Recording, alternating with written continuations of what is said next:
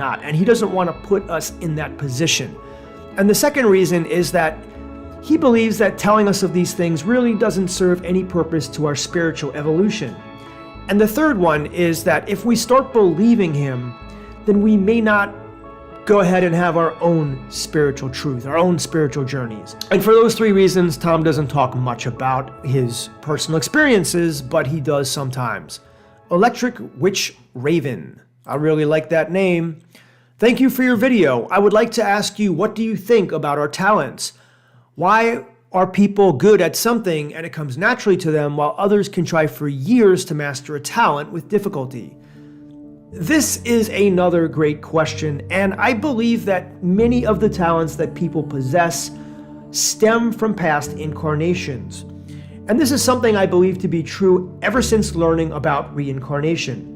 And I'll give you a personal example. I've always been good at writing, I've always loved reading, and I've been good at English. So I was an English major in college. I majored in English literature, and when I went for my master's, I studied English and secondary education. And to no one's surprise, I became, well, to your surprise, because I don't really talk about this, but I became an English teacher in the New York City public school system. And I only did that for like 1 full year. I realized I really wasn't cut out for it, so after spending all that time in school, I decided to quit and basically do something on my own, which I've been doing pretty much ever since. So why am I so good at writing and why do I love reading? I believe it's because, in my past life, I was a writer. And in the life before that, I was an educator. So it just kind of makes sense. And how do I know these things? Well, I had a past life reading with a woman named Jasmine. She's a psychic. I've talked about her on the channel before. She's based in Thailand. And according to the guy that introduced me to her, she's one of the top 5 psychics in the world.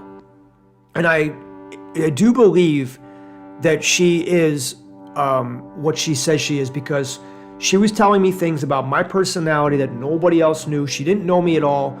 So I can verify that through my own experience. Now you're probably wondering, well, if we have this memory deletion every time that we come into a new body, how is it that we can still be skilled at some of these things like art and music and sports?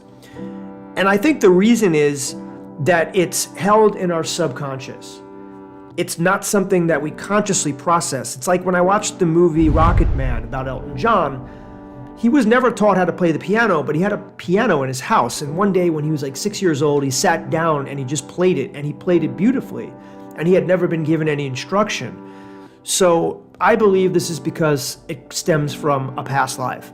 Now, there's a great quote that is apropos to this whole question, which goes something like this: "To do easily what is difficult for others is the mark of talent. To do what is impossible for talent is the mark of genius." And you guys, I love finding great quotes like that, and I often write them down and I keep them in a book. And I've made a couple of really good spiritual quotes video on the channel, but unfortunately they don't get a lot of views. I don't promote it that much, but if you want to watch a really good spiritual quotes video, you can watch this one right here. I guarantee it'll be worth your time. And now we're up to our final question, and it comes from the infamous AJ, who has managed to come up with a question that I've never heard before. I don't know where you guys come up with this sometimes, but AJ asks, question regarding taking your life. It is frowned upon, and by the way, frowned upon